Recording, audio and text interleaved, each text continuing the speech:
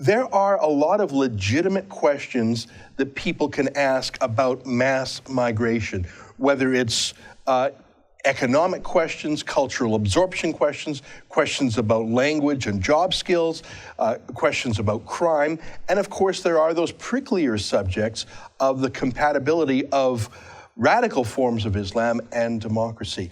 It's my observation that in the name of political correctness and social justice warriors, that to ask any of these questions is to be immediately met with the charge of being a racist or an Islamophobe.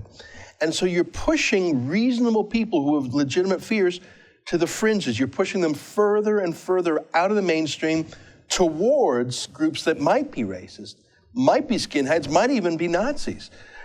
Tell me what's it like in the United Kingdom? If people have legitimate concerns, are they simply called racist? And how does Pegida fit into this? Yeah, I mean, racist is the most famed word now for being overused in the United Kingdom, in the United States, I'm sure in Canada as well.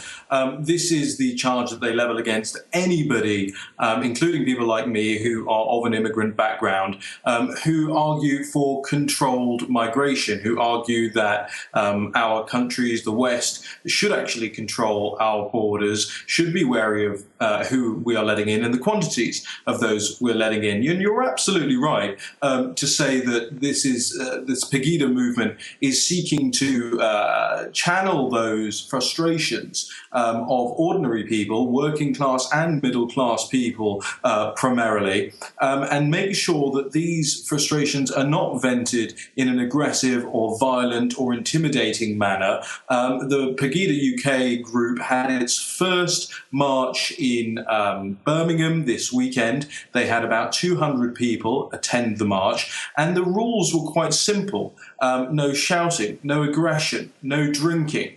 Behave yourselves and protest peacefully and quietly, and just show that you are a normal, ordinary working person who cares about the future of the United Kingdom. And these marches went on across the continent, in fact. There was one in Dresden, there was one in Amsterdam, and in fact, I believe there was also one in Canberra.